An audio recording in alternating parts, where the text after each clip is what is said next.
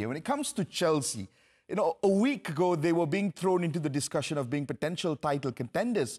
All of a sudden now, the mood has changed after the defeat in midweek. What exactly is the problem with their consistency at the minute, Tony? Well, I've watched Chelsea a few times this year, and they've been absolutely brilliant on occasions and absolutely dire on other occasions. I think if you look at the way they've defended over the last few games as well, it's been really, really poor. And I think if you're going to be a team that's going to win a championship or a title, the one thing that you have to be very, very strong at the back and try and keep as many clean sheets as possible. And I just don't think when they're not on it, they look as though they're going to concede goals. And I think that's been shown in the last few games. With the talent that they've got and the players they've got, I find it absolutely amazing that they want to mess about with it at the back, because their best players are either in midfield or up front, and I'd be getting the ball to them as quickly as possible. Yeah, Glenn, I mean, about a month and a half ago, I remember having a conversation with William Gallas on a post show and talking about the lack of experience in this Chelsea backline. Statistically, Glenn, this season, Chelsea are the fourth worst team in the Premier League when it comes to conceding possession in their defensive third. Why exactly are they so shaky at the back at the minute?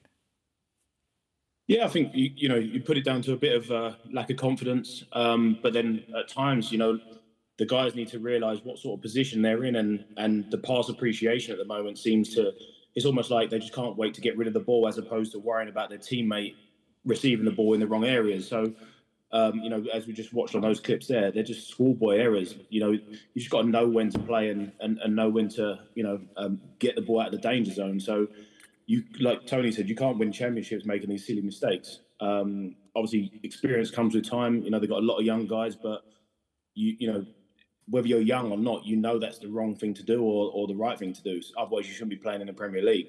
But it's as simple as that. Like there's just passes where they're suicidal at times. But again, as Tony says, sometimes they look fantastic. They look like they're title contenders, and you just can't make mistakes like this at the back if you want to push Arsenal and even Villa at the moment, as we've seen earlier. You got to cut these mistakes out.